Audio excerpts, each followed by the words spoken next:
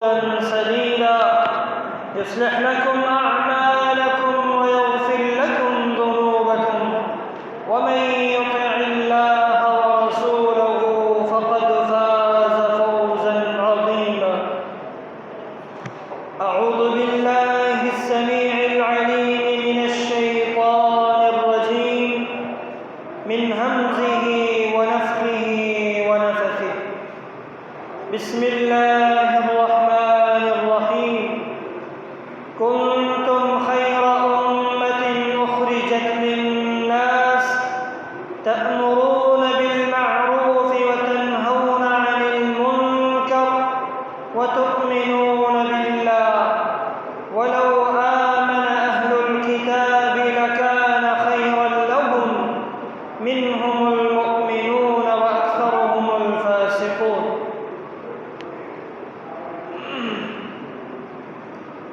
تمام قسم کے حمد و ثنا، تعریف و تسبیحات، تمجیدات، کبریائی اور بڑائی اس اللہ وحدہ لا شریک کے لیے. درود و سلام ہمارے پیارے نبی جناب حضرت محمد عربی صلی اللہ علیہ وسلم پر.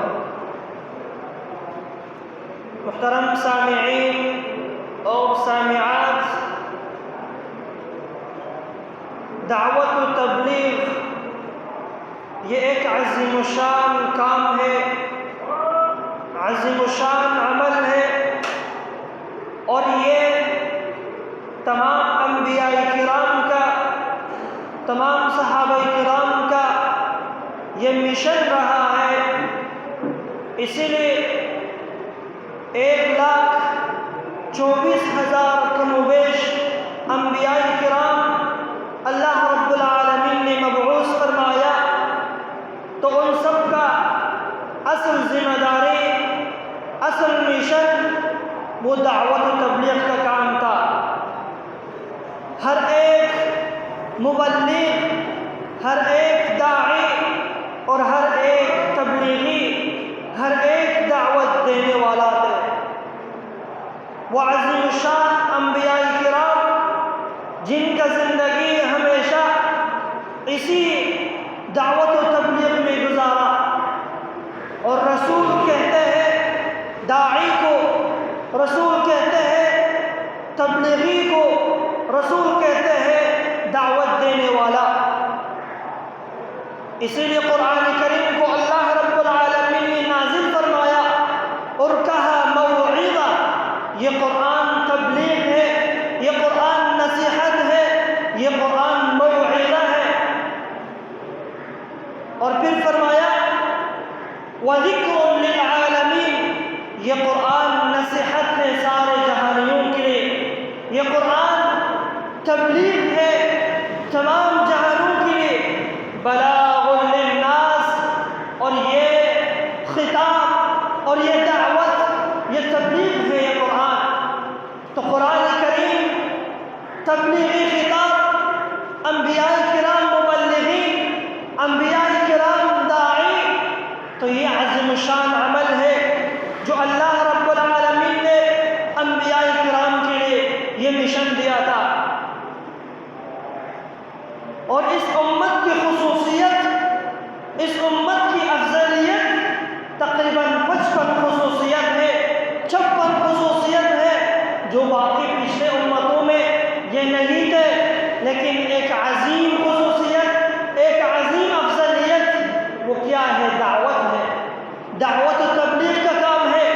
پہلے زمانے میں، پہلے انبیاء کرام میں دعوت کا اصل ذمہ داری وہ نبی کی ہوتی تھی، لیکن اس امت میں دعوت کا ذمہ داری یہ ہر شخص پر لازم ہے، اور تمام امت کے لیے ہے کہ ہر شخص یہ کر سکتے ہیں.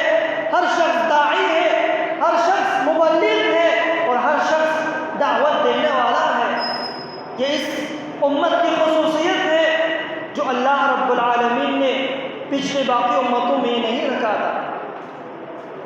تو اس لیے اللہ رب العالمین نے فرمایا کہ کنتم خیر امت اخرجت للناس، تم سب سے بہترین امت ہو کیوں؟ افراد کے لحاظ سے تم سب سے بہترین امت ہو، مال و جائیداد کے لحاظ سے سب سے بہترین امت ہو، حسن و اخلاق کے لحاظ سے، خوبصورتی کے لحاظ سے سب سے بہترین امت قرار دیا؟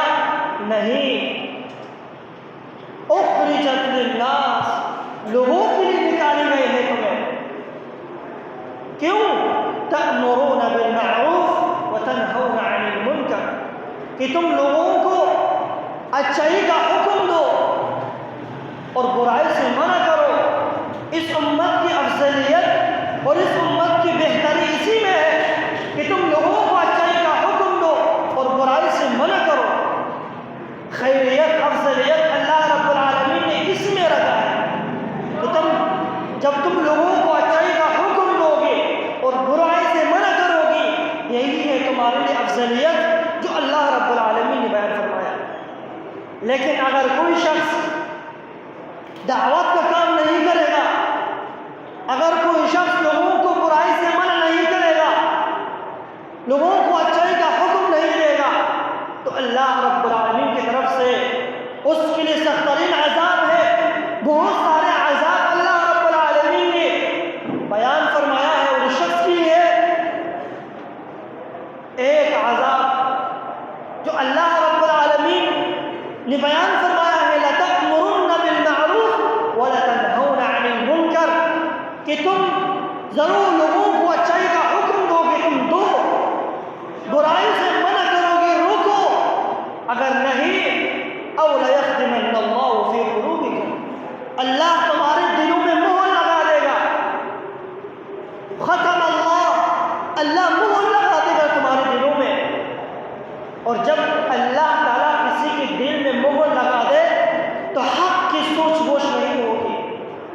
سب سے سخت ترین عذاب یہ ہے کہ اللہ کسی کے دل میں مہر لگا دے تو حق کی سوچ، حق کی فکر، حق کی تلاش بالکل نہیں ہوگا۔ تو یہی ہے دعوت و تبلیغ، یہ دعوت دینا، کسی کو برائی سے منع کرنا، اچھائی کا حکم دینا، یہ مخصوص کسی ٹائم کے لیے نہیں ہے، کسی وقت کے لیے نہیں ہے، کسی دین کے لیے نہیں ہے، بلکہ ہر وقت، ہر لمحہ، ہر ٹائم آپ لوگوں کو دعوت دے سکتے ہیں۔ اور یہی انبیاء کرام کا مشن ہے، اور انبیاء کرام کا یہی اصل ذمہ داری ہے۔ جب یہ آیت نازل ہوا، یا ایھا المدثر قم فانذر وربک فکبر، اللہ رب العالمین اپنے نبی کو خطاب کر رہے۔ شیخ الاسلام ابن قیم رحمۃ اللہ علیہ فرماتے ہیں کہ اللہ کے رسول نے اپنا کمر کس دیا، کمر باندھ دیا، ان لوگوں کو دعا قومہ لیلا ونہارا، لوگوں کو دعوت دینا شروع ہو گیا، رات دن، سرا و جہارا، چھپے اور علانیہ لوگوں کو دعوت دینا شروع کیا۔ اور اللہ کے رسول نے کسی ٹائم کا خاص نہیں کیا، کسی دین کا خاص نہیں کیا، بلکہ ہر وقت اللہ کے رسول نے یہی کام، یہی دعوت دینا شروع کیا۔ اور یہی کام انبیاء کرام کا تھا۔ سب سے پہلے نبی جس نے شرک کے خلاف دعوت دینا شروع کیا تھا نوح علیہ السلام ہے، جو اللہ رب العالمین نے ذکر کیا، اِنَّا أَوْحَيْنَا إِلَيْكَ كَمَا أَوْحَيْنَا إِلَى نُوحٍ وَالنَّبِيِّينَ مِن بَعْدِهِ، بے شک ہم نے وحی کیا آپ کی طرف، آپ سے پہلے نبیین پر اور نوح علیہ السلام پر۔ اس کا نام کیوں لیا؟ کیونکہ سب سے عظیم عمل، سب سے پہلے شرک کے خلاف دعوت شروع کیا تھا وہ نوح علیہ السلام تھے۔ اور یہی دعوت تبلیغ اس وقت سے لے کر آخری نبی تک، یہی دعوت، یہی ذمہ داری، یہی لوگوں کو اچھائی کا حکم دینا، برائی سے منع کرنا، یہی کام تھے۔ اور یہ عظیم شان عمل ہے، عظیم عمل ہے۔ نوح علیہ السلام نے سارے 900 سال لوگوں کو دعوت دیا ہے، قوم کو دعوت دیا ہے، رات دن، ما آمن معه الا قلیل، دعوت دے دے کر تک گیا، لیکن تھوڑے لوگ ایمان لائے، تھوڑے لوگ ان کے ساتھ ملا اور اس کے ایمان سے متاثر ہوا۔ لیکن نوح علیہ السلام نے اپنی دعوت سے پیچھے نہیں ہٹا، بلکہ دعوت دن رات کسی بھی وقت دعوت دینے کا کام نہیں چھوڑا۔ اللہ کے رسول صلی اللہ علیہ وسلم عید کا دن ہے، اللہ کے رسول نے سمجھا کہ عید کا دن خوشی کا دن ہے، نہیں، آپ نے لوگوں کے لیے خطبہ دیا، مردوں کے لیے علیحدہ خطبہ دیا، پھر جا کر عورتوں میں خطبہ دے دیا۔ خوشی کا دن ہو، غم کا دن ہو، کسی بھی وقت ہو، لیکن اللہ کے رسول صلی اللہ علیہ وسلم دعوت کا کام ہمیشہ جاری رکھا، اور یہی ہمارا ذمہ داری ہونی چاہیے۔ جیل کا وقت ہو، جیل کے اندر ہو، سختی ہو یا آسانی ہو، کسی بھی وقت انسان دعوت سے پیچھے نہ ہٹے۔ سخت ترین جگہ، سخت ترین مقام وہ جیل ہے جو انسان کوئی بھی کام نہیں کر سکتے، لیکن جیل کے اندر یوسف علیہ السلام جب جیل میں تھے، جب تھوڑا سے موقع ملا ان کو، دعوت دینا شروع کیا، یا صاحب السجن اارباب متفرقون خیر ام اللہ الواحد القہار، اے میرے جیل کی ساتھی، کیا وہ ایک ذات بہتر ہے یا تم نے جو متفرق الہ بنایا ہے، جو تم نے مختلف قسم کی معبود بنایا ہے، یہ بہتر ہے یا صرف ایک اللہ جو واحد القہار ذات ہے وہ بہتر ہے؟ انی ترکت ملت قوم لا یؤمنون باللہ، میں نے اپنے ملت، اپنے مذہب، اپنے دادا پر دادے کی ملت کو، دین کو، مذہب کو چھوڑ دیا ہے، کیونکہ اللہ پر ایمان نہیں لاتے تھے۔ لوگ مجھے جو بھی کہے، مجھے اس پر کوئی بات نہیں ہے، لوگ مجھے کچھ بھی لقب دے دے، میں اپنے دین سے، اپنے دعوت سے، اپنے مشن سے پیچھے نہیں ہٹوں گا۔ اور آج کل بھی یہی ہے کہ جب لوگ صحیح داعی حق کے راستے پر دعوت دینا شروع کرتے ہیں تو پیچھے سے لوگ برے القابات سے پکارتے ہیں، لیکن یوسف علیہ السلام نے پیچھے نہیں ہٹا بلکہ دعوت دینا شروع کیا۔ انی ترکت ملت قوم لا یؤمنون، میں نے اپنے ملت، اپنے مذہب، اپنے دادا پر دادا کے دین کو چھوڑ دیا ہے جو اللہ پر، واحد پر ایمان نہیں لاتے تھے۔ لوگ وہابی کا ہے، غیر مقلد کا ہے، جو بھی لقب دے دے، مجھے اس سے کوئی واسطہ نہیں ہے، بلکہ میں اصل دین، اصل طریقہ، اصل منہج جو اللہ رسول کا طریقہ ہے میں دعوت دوں گا۔ قل هذه سبیلی ادعو الی اللہ، اور یہی اللہ کے رسول نے فرمایا، هذه سبیلی ادعو الی اللہ انا ومن اتبعنی وسبحان اللہ وما انا من المشرکین۔ یوسف علیہ السلام کا یہ دعوت اور اللہ کے رسول کا یہی دعوت ہے۔ جیل کا وقت ہو، سختی ہو، آسانی ہو، رات ہو، دن ہو، کسی بھی وقت دعوت دینے سے پیچھے نہیں ہٹا بلکہ دعوت دینا شروع کیا ہے۔ انی ترکت ملت قوم لا یؤمنون باللہ وهم بالآخرۃ هم کافرون واتبعت ملت آباء ابراہیم واسحاق ویعقوب۔ اور یوسف علیہ السلام نے کیا کہا؟ میں نے اتباع کیا ہے ملت آباء ابراہیم و اسحاق و یعقوب، اس دین کی اتباع کیا ہے، اپنے آبا کی اتباع کیا ہے جو ایک ہی دین، ایک ہی مذہب، ایک ہی اسلام جو اللہ اس کے رسول کا ہے اس کی پیروی کرنے والا ہے، میں اس کی اتباع کرتا ہوں۔ اور انبیاء کرام کا یہی دعوت تھا، یہی مشن تھا، دعوت و تبلیغ۔ ہر وقت جب بھی موقع ملتے تو دعوت سے پیچھے نہیں ہٹتے۔ مشرقی یورپ کے اندر ایک عظیم عالم تھے، اس کو حکمران نے جیل میں بند کیا، تو جیل میں بند کرنے کے بعد اس نے دعوت دینا شروع کیا، دعوت دینا شروع کیا، یہاں تک یہ دعوت باہر تک پھیل گیا، 12,000 لوگ مسلمان ہو گیا۔ جب یہ 12,000 افراد مسلمان ہونے کے بعد تو انہوں نے اس حکومت کے خلاف تحریک شروع کیا، یہاں تک کہ اس کا تختہ الٹ دیا۔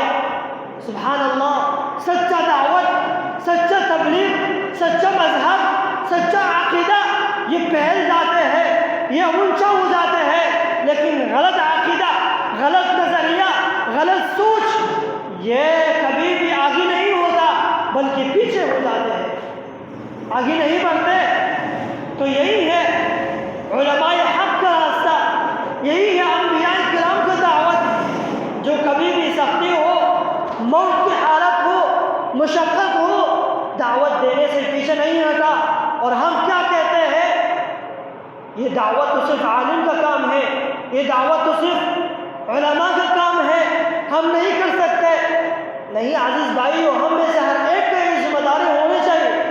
اللہ کے رسول کی حدیث ہے، آپ نے کوئی آیت، کوئی حدیث سن لیا، آپ کو ایک چیز کا معلوم ہے، برائی کا معلوم ہے اور اچھائی کا معلوم ہے، دیکھ رہے ہیں کہ لوگ غلطی کر رہے ہیں، آپ کے اندر استطاعت ہے لوگوں کو منع کرنے کا، تو اگر آپ نہیں کرو گی تو اول یختمن اللہ، جیسا کہ پچھلا بتایا تھا کہ جو لوگ امر بالمعروف سے پیچھے ہٹتے ہیں، دعوت کا کام نہیں کرتے ہیں، تو اللہ تعالیٰ ان کے لیے سزا مقرر کیا ہے کہ اللہ تعالیٰ ایسے لوگوں کے دلوں میں مہر لگا دے گا۔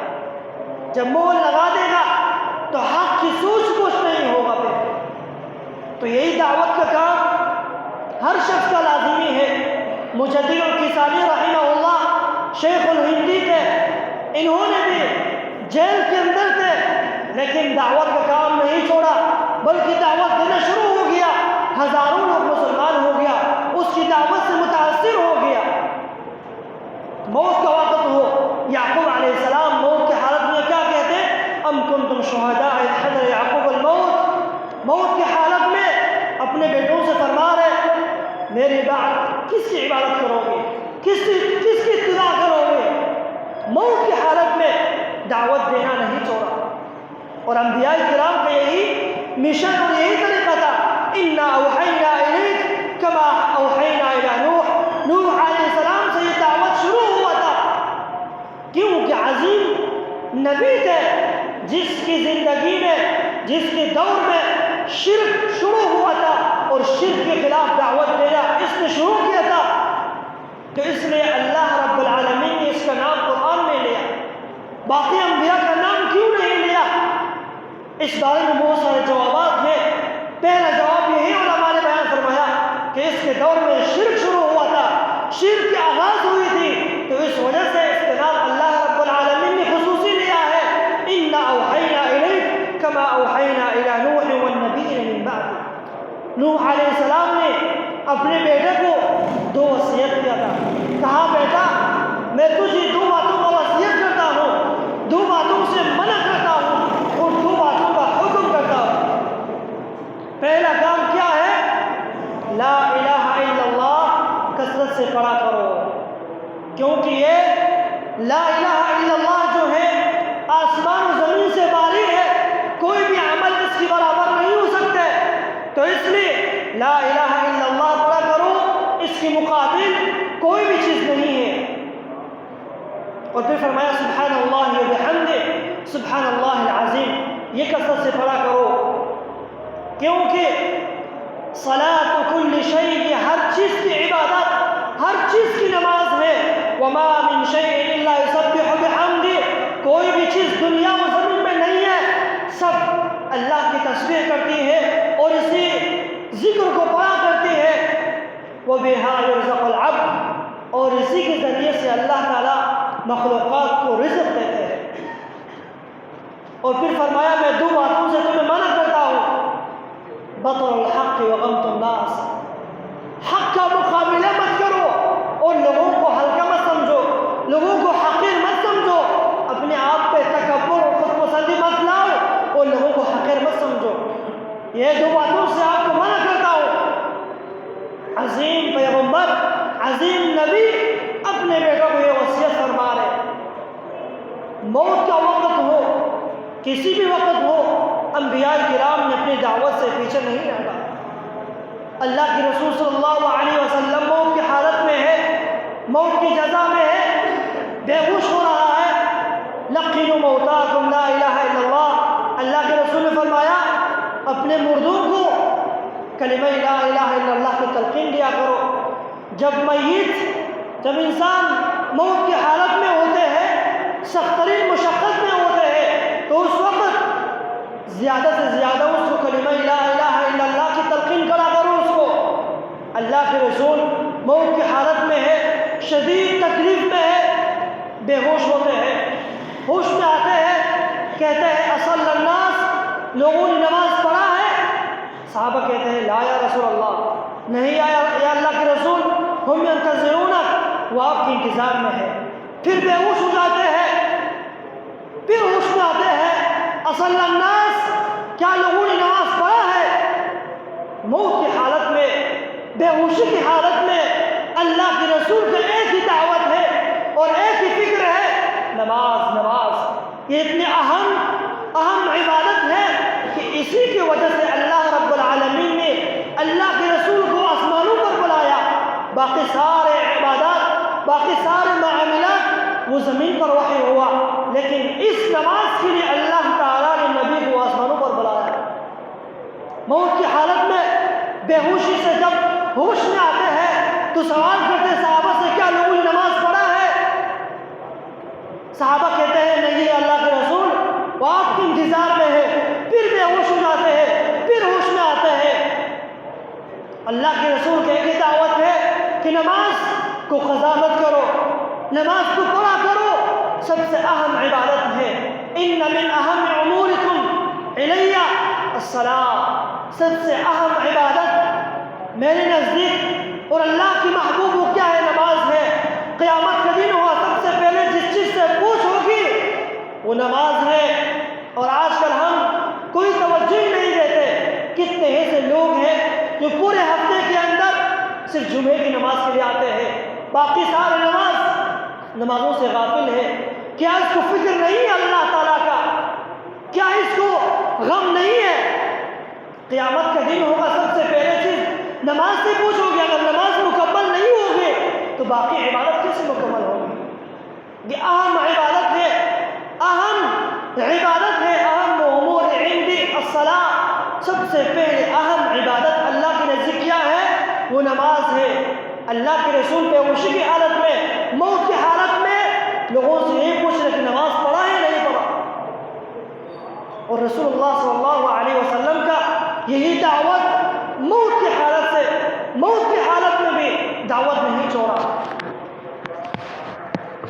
امام ابو زرعہ الدمشقی رحمہ اللہ عظیم عالم تھے، بغداد کا۔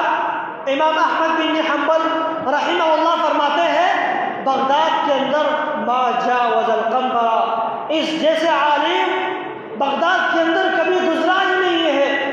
یہ موت کی حالت میں ہے، موت کی مشکلات میں ہے، اس کے سامنے بہت سارے علماء بیٹھے ہوئے ہیں، عظیم عالم ہے، کیا عظیم لوگ تھے، باقی ساتھی بیٹھے ہوئے ہیں، موت کی حالت میں کسی کا بس نہیں چلتا کہ کلمہ پڑھائے عالم دین۔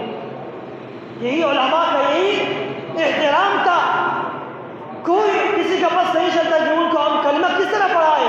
عظیم عالم دین تھے، ساتھی بیٹھے ہوئے ہیں، تو انہوں نے سوچا کہ ہم اس حدیث کا سند پڑھتے ہیں۔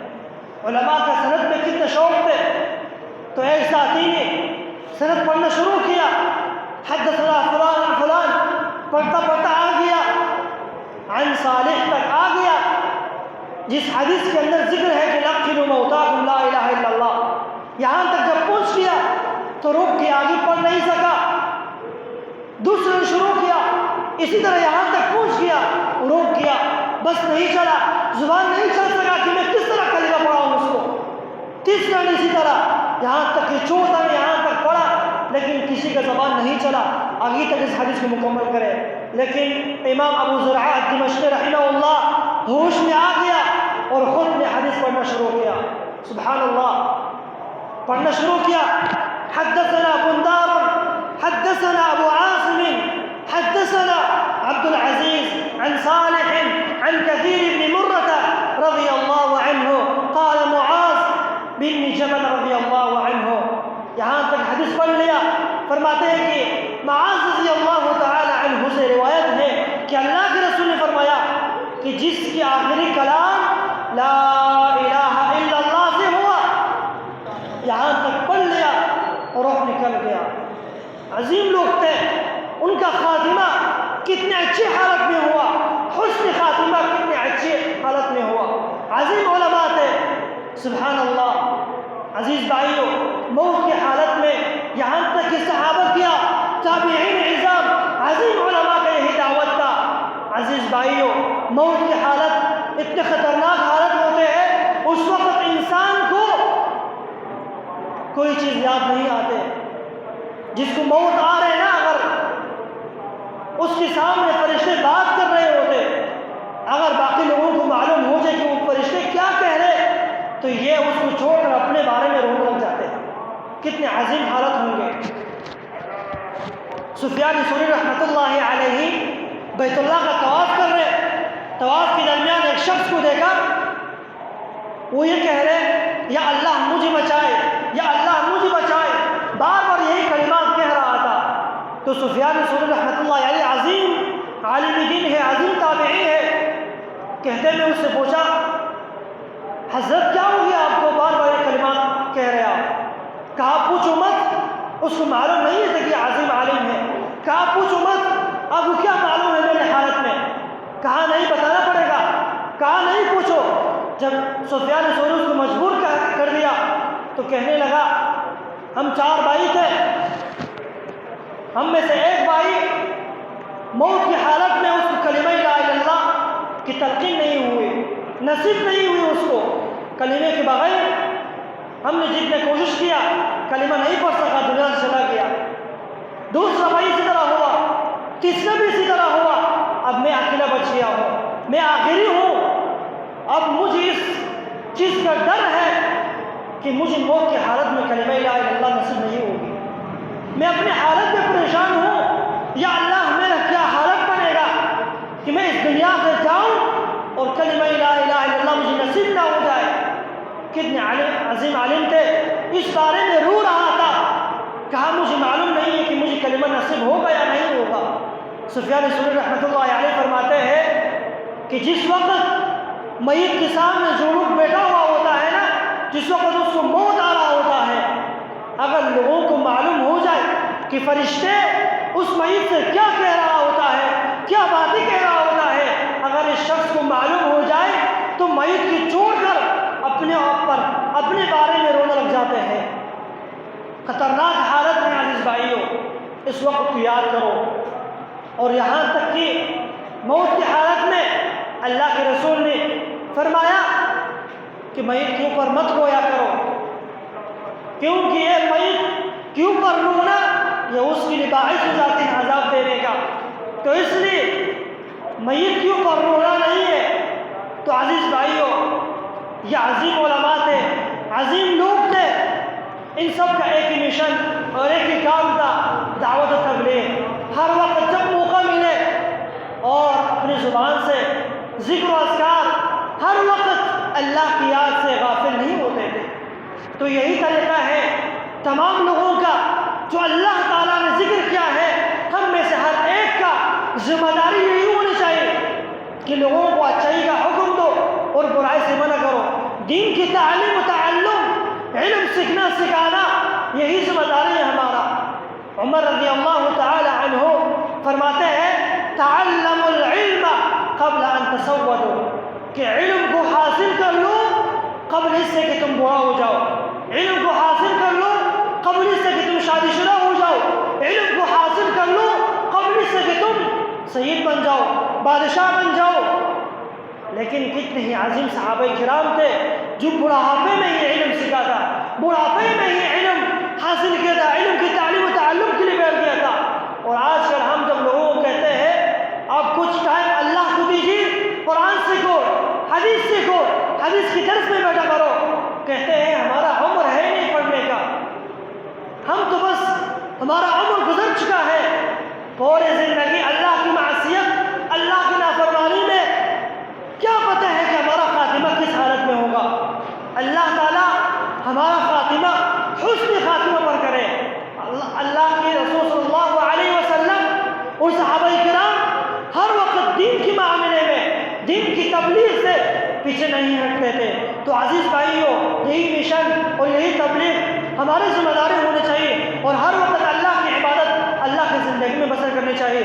اللہ تعالیٰ سے دعا ہے کہ اللہ تعالیٰ ہم سب کو ان باتوں پر عمل کرنے کی توفیق عطا فرمائے۔